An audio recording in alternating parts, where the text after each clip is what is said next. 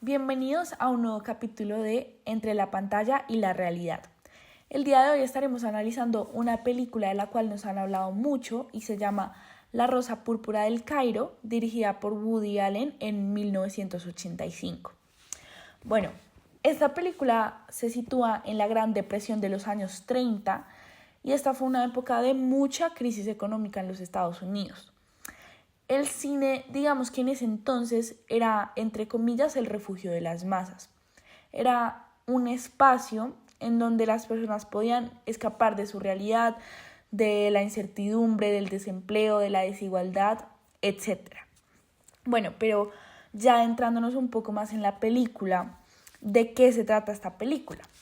Básicamente es de una joven llamada Cecilia que se encuentra atrapada en un matrimonio súper abusivo y un trabajo realmente miserable. Cecilia, digamos que encuentra un consuelo en el cine, tanto así que llega a ver la misma película por 5 veces. Pero a la quinta vez sucede lo que nosotros consideramos como algo imposible, o bueno, por lo menos en mi caso, y es que uno de los personajes se sale de la pantalla y entra en su mundo. Es decir, sale del mundo ficticio al mundo real, que en este caso es el mundo de Cecilia. La película aborda varios temas acerca de los deseos que se anhelan por culpa de la realidad que viven los personajes.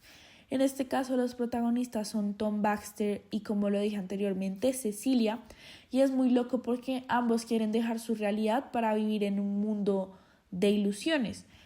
Y la realidad de Tom Baxter es igual de válida a la realidad de Cecilia.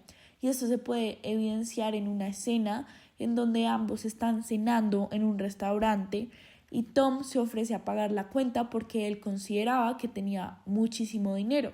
Sin embargo, el mesero le dice que este dinero es falso, pero para Tom Baxter en su mundo y para él ese es un dinero real. Para ella, Tom no sabe vivir la realidad, pero para Tom, la realidad que él conoce no funciona en este mundo y no significa que ninguno de los dos no esté viviendo la realidad. Otro tema que aborda la película que es muy interesante es que refleja la cotidianidad de los personajes en aquella época. Entonces se evidencian aspectos muy claves que vivía la sociedad en aquel momento. Por ejemplo, la desigualdad de género, la violencia, la censura, la religión, la prostitución, etc. En el caso de la desigualdad de género se puede notar con el trato que el esposo de Cecilia tenía con ella, tratándola como alguien inferior o incluso dándole órdenes de la cocina. En el caso de la violencia también se puede evidenciar con el trato del esposo, ya que muchas veces quería resolver las situaciones pegándole a Cecilia. O incluso cuando Tom y el esposo de Cecilia se encuentran y se empiezan a dar golpes porque se pelean por ella precisamente. En el caso de la censura, también se evidencia la manipulación que se tenía con el dinero en aquella época. Esto se puede evidenciar en el momento en el que Tom atraviesa la pantalla y los directores o productores de la película dicen explícitamente: la prensa va a estar tranquila, con dinero va a guardar silencio. En el caso de la religión, se evidencia en el momento en el que Cecilia lleva a Tom a la iglesia y le dice: él es el creador de absolutamente todo y fue quien nos dio el milagro de nacer. Y en el caso de la prostitución se puede ver reflejado de 2 maneras. Primero, porque el esposo de Cecilia se acostaba con más mujeres, y segundo, cuando Tom llega a un burdel, sin embargo él no acepta porque dice estar enamorado de Cecilia. Por último, otro tema que aborda la película es la autenticidad en el amor ideal versus el amor real. En este caso, Cecilia se encuentra muy confundida porque no sabe si está enamorada de Tom o del actor que lo interpreta, que se llama Jill Shepard. Esta confusión que tiene Cecilia es muy compleja porque Tom es absolutamente todo lo que ella desea y es como ella considera que debería sentirse el amor verdadero.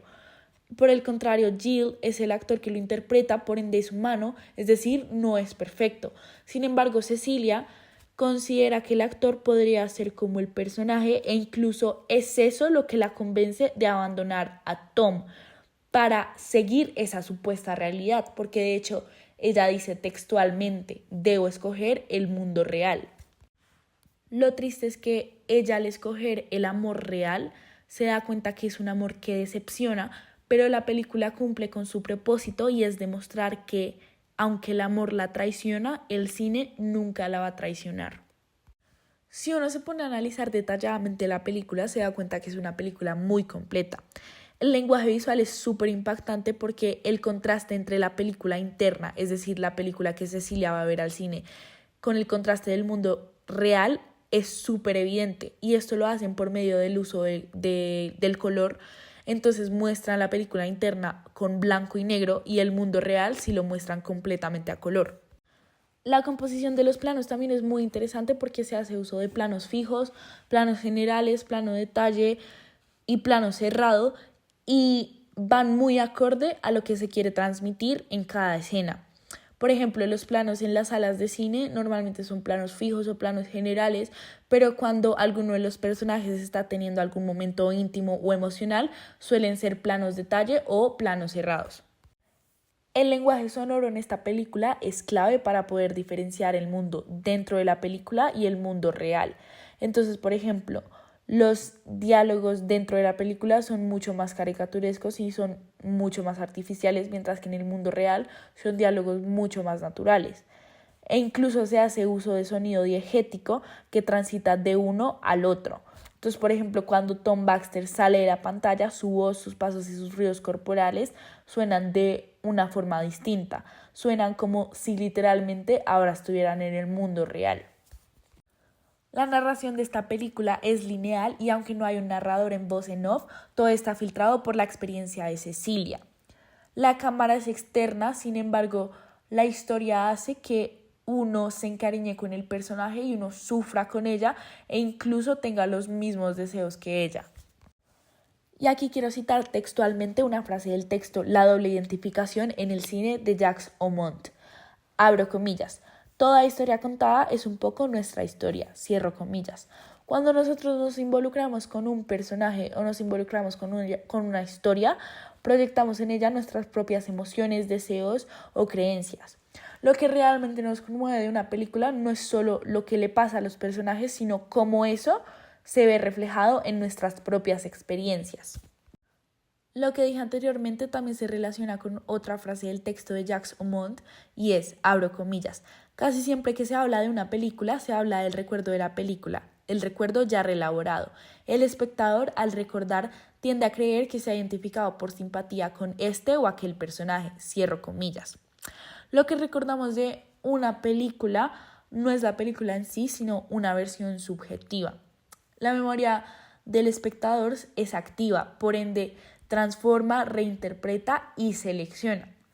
Además, nosotros al recordar tendemos a creer que nos identificamos con ciertos personajes cuando en realidad esa identificación es mucho más compleja de lo que creemos.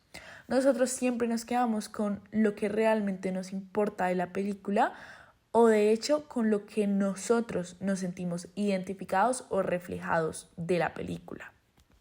Desde mi punto de vista me pareció muy impactante la película porque realmente es un espacio para reflexionar. Me gusta mucho el concepto que refleja y es el deseo de querer escapar constantemente de nuestra realidad. Realmente me puse a pensar y uno nunca está 100% satisfecho con la realidad que uno tiene.